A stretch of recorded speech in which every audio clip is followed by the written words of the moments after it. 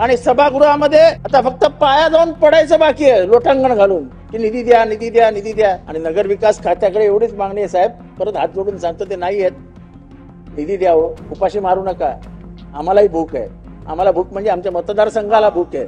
जितेंद्र आव्हाडजी साहेब, पहिल्यांदा नगर विकास खात्यावरती बोलत असताना गेल्या काही वर्षांचा अनुभव नगर विकासचा जो आहे पुस्तकामध्ये वेगळं छापून येतो. निधी वाटताना मात्र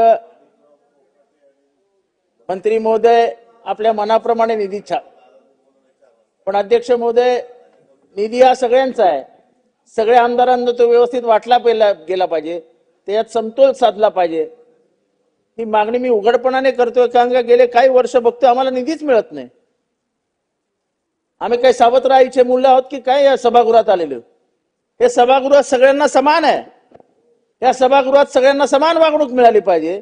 कायद्याने डॉक्टर बाबासाहेब आंबेडकर म्हणतात की सगळ्यांना समान वागणूक द्या, आणि सभागृहामध्ये आता फक्त पाया जाऊन पडायचं बाकी आहे लोटांगण घालून की निधी द्या निधी द्या निधी द्या. सभागृहात तुमचं संरक्षण करण्यासाठी मी आहे, तुम्हाला समान वागणूक सभागृहात नक्की मिळेल. पण इथे बोलायला संधी मिळते, बाहेर गेल्यावर वेगळंच घडतं, त्याचं काय करायचं? त्याच्यासाठी आपण बैठक घ्या.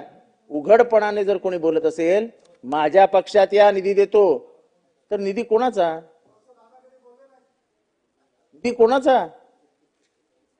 कोणाचं नाव घेऊन बोललेलो नाही, त्यांना समजायचं, ते हुशार आहेत, ते समजले असतील. चला चला, वेळ जातोय. आव्हाड साहेब बोला. अध्यक्ष महोदय, या निधी वितरणाबाबत काहीतरी गांभीर्याने भूमिका घेतली पाहिजे. निधी वितरण म्हणजे समोरच्याचा गळा दाबण्याचं काम नाही. निधी वितरित करत असताना तो व्यवस्थित असा वितरित केला पाहिजे की आपला आमदार आपला विरोधी पक्षातला असेल, पण त्याच्या राजकीय जीवनात तो संघर्ष करून इथपर्यंत आलेला आहे, तर त्याला मदत करण्याचं काम आपल्याला मंत्री महोदय म्हणून मिळालेलं आहे, ते आपण केलं पाहिजे. हे माझं नगर विकास मंत्र्यांना सांगणं आहे. जरा ऐका, मी सुरुवात नगर विकासने केली आहे, उगा स्वतःच्या अंगावर उडवून घेऊ नका.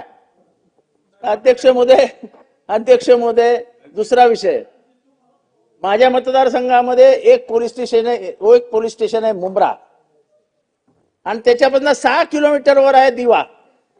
गेले अनेक वर्ष मागणी करतोय की मुंब्रा आणि दिवा जोपर्यंत सेपरेट करत नाही तोपर्यंत क्रिमिनलायझेशन कमी होणार नाही. ड्रग्सचा वाढता व्यापार, मुंब्रा पोलिसांची अकार्यक्षमता, ड्रग्सना त्यांच्या वतीने मिळणारा राजश्रय, हे सगळं बघितल्यानंतर कधी काही घेऊन गेलो. साहेब कुठे आहेत आपल्याकडे? कर्मचारीच नाही आहेत. म्हणजे कर्मचारीने हा दोष कोणावर आला? हा सरकारवर आला. आणि मग ड्रग्स वाढतायत. ड्रग्स आणि पोलीस, जोपर्यंत पोलीस कणखर होत नाहीत, कठोर होत नाहीत, तोपर्यंत आपण ड्रग्स थांबवू शकणार नाहीत. त्यामुळे पोलिसांची संख्या वाढवणं, पोलीस स्टेशन वाढवणं, पोलीस बीट्स वाढवणं हे गरजेचं आहे. त्याचबरोबर MPSC मधनं पास झालेले पोलीस निरीक्षक, उपनिरीक्षक हे जसेच्या तसेच गेले 2-3 वर्ष. माझी माननीय गृहमंत्र्यांना विनंती आहे की तुम्ही जेव्हा गृहमंत्रालयाचा एकंदरीत विचार करता तेव्हा अधिकाऱ्यांची आणि कर्मचाऱ्यांची संख्या वाढवणं गरजेचं आहे. लोकसंख्या वाढत चालली आहे, क्राईम्स वाढत चालल्यात, क्राईमचे नवीन टेक्निक्स वाढत चालल्यात, आणि त्याच्यामुळे हे जो MPSCचा घोटाळ्यातनं जो काही निर्माण होतोय त्याच्यातनं आपलं नुकसान होतंय. तरी आपण ह्याच्यावरही लक्ष देऊन आपण ते जे बिचारे 3-3 वर्ष पास होऊन आज होऊ, उद्या होऊ, परवा होऊ या आशेने बिचारे घरी बसलेत, त्यांना नोकऱ्या मिळायला पाहिजेत. अध्यक्ष महोदय, कायदा आणि सुव्यवस्थेबद्दल आम्ही आमच्या चर्चेमध्ये बोलू. अध्यक्ष महोदय, माझा साधा प्रश्न आहे, हे राज्य शिवाजी महाराजांचं, हे राज्य संभाजी महाराजांचं, पण शिवाजी महाराजांचा उघड अपमान करणारा सोलापूरकर आणि उघड अपमान करणारा कोरटकर ह्याला हे राज्य सरकार संरक्षण देते की काय? कधी करणार अटक? कधी करणार त्यांच्यावर गुन्हे दाखल?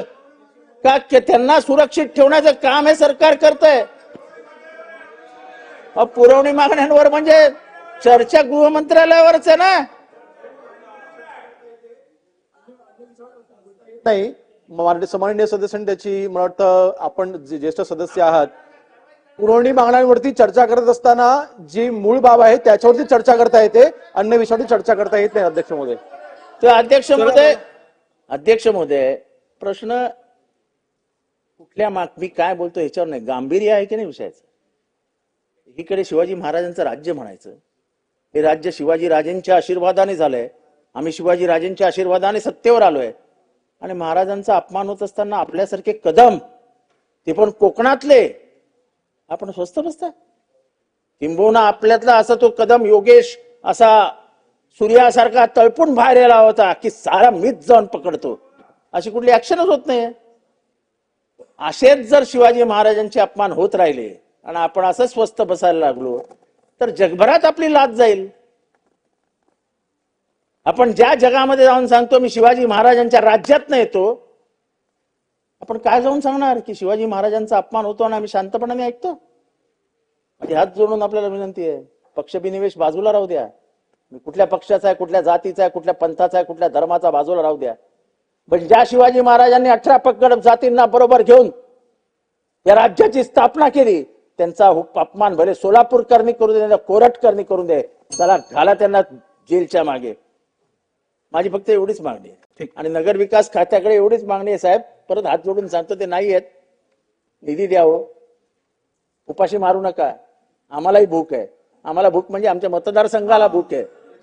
त्या मतदारसंघावर अन्याय करू नका. तुम्ही मंत्रिपदावर महाराष्ट्रासाठी बसलात, आपल्या निवडक आमदारांसाठी नाही, एवढं लक्षात ठेवा. आणि सगळ्यांना समान न्याय देण्याची भूमिका जी डॉक्टर बाबासाहेब आंबेडकरांची होती तीच तुमच्या येऊ द्या. एवढंच बोलतो. बोलू दिल्याबद्दल आभार. जय हिंद, जय महाराष्ट्र, जय भीम.